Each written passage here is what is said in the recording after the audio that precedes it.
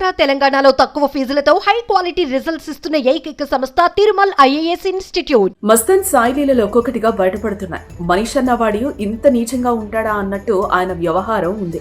అమ్మాయిలను లోబర్చుకోవడం, వారిని 4 గదుల మధ్య కలిసి ఆ దృశ్యాలను సీక్రెట్ గా రికార్డ్ చేసి పెట్టుకోవడం వాడి దుర్మార్గానికి అద్దం పడుతోంది. ఇలా 1-2 కాదు, 100 వీడియోలు, వేలల్లో ఫోటోలు మస్తన్ సాయి హార్డ్ డిస్క్ లో చూసి పోలీసులే ఆశ్చర్యపోతున్నారు.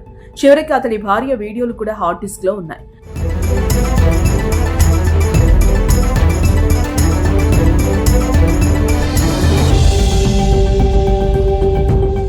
మస్తన్ సాయి కన్ఫెషన్ రిపోర్ట్ లో విస్తుపోయే విషయాలు వెలుగులోకి వచ్చాయి.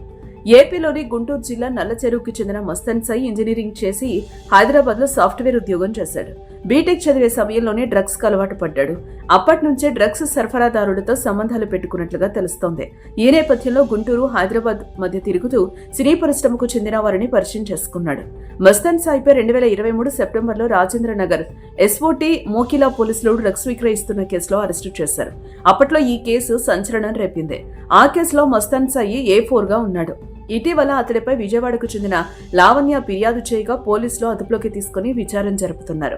తర్వాత రాజ్ తరుణ్ లావణ్య కేసులో కూడా మస్తన్ పేరు వినిపించింది. అయితే ఇటీవల నార్సింగ్ పోలీస్ స్టేషన్ లో మస్తన్ సాయిపై లావణ్య ఫిర్యాదు చేసింది. తనతో పాటు ఎంతో మంది అమ్మాయిల అశ్లీల వీడియోలు దాచుకుని వాటితో బ్లాక్మెయిల్ చేస్తున్నాడంటూ మస్తన్ సాయిపై లావణ్య ఫిర్యాదు చేసింది. దీంతో అతను అదుపులోకి తీసుకుని పోలీసులు విచారిస్తున్నారు.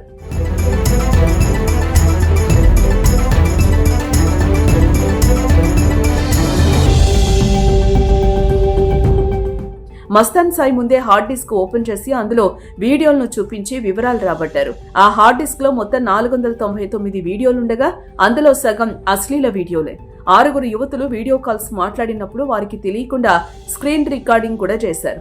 అలాగే తన మాయమాటలతో లోపరుచుకున్న యువతులను కలిసి ఆ వీడియోను సీక్రెట్ గా రికార్డ్ చేసి దాచుకున్నాడు. లావణ్య, ఆమె స్నేహితుల్ని కూడా నిందితుడు లోపరుచుకున్నాడు. దాదాపు 3 ఏళ్ల నుంచి ఇలా రహస్యంగా సేకరించిన ఫోటోలు, వీడియోలున్నాయి. బయటపడిన వీడియోలో మస్తన్ సాయి భార్యకు సంబంధించినవి కూడా ఉన్నాయి.